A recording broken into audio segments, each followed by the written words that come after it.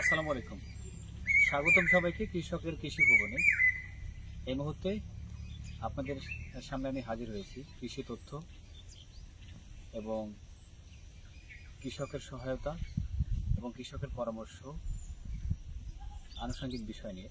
আমি এই মুহূর্তে দাঁড়িয়ে আছি একটি আম। আপনারা ইতিমধ্যে হয়তো দেখে বুঝতে পারছেন আমি কোন আমটা নিয়ে কথা বলতে যাচ্ছি। সেটা হচ্ছে নওগাঁর নাকফজলি আম। এই আমটা অনেকটা লম্বা এবং চ্যাপ্টা হয়, সরু হয়, এখানে নাকের মতো থাকে।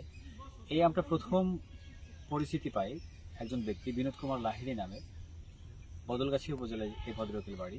তার মাধ্যমে এই আমটা আস্তে আস্তে নওগাঁ উপজেলার নওগাঁ জেলার ধামরহাট এবং বদলগাছি উপজেলায় প্রথমে এই আমটা ধীরে ধীরে বাড়ি আঙানা থেকে শুরু করে আস্তে আস্তে বাণিজ্যিকরণের প্রসেসটা শুরু হয়েছে। তো এই আমটা আম্রপালি এবং ল্যাংড়ার থেকে কোনো অংশে কম নয়। এই যে সুঘ্রাণ এবং সমিষ্টতা দারুণ।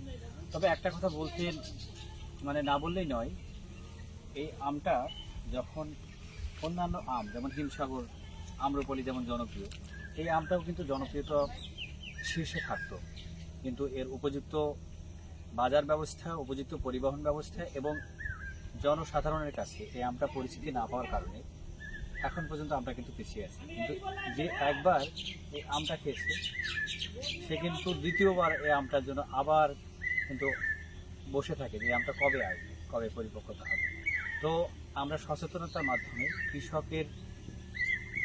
কৃষকের যে সম্পদগুলো, কৃষকের যে চাষাবাদগুলো আমরা সবসময় চেষ্টা করি কৃষকের কৃষি ভবনের মাধ্যমে তুলে ধরার।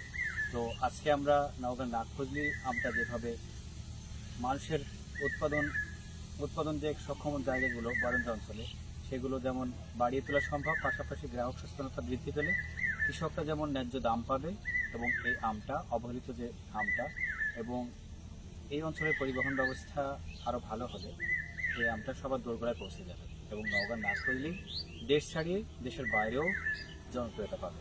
ধন্যবাদ সবাইকে। আমি কৃষকের কৃষি ভবন থেকে লিখন আহমেদ আপনাদের সাথে নওগাঁর নাকফজলি আম নিয়ে কিছু বলার চেষ্টা করেছি। ধন্যবাদ।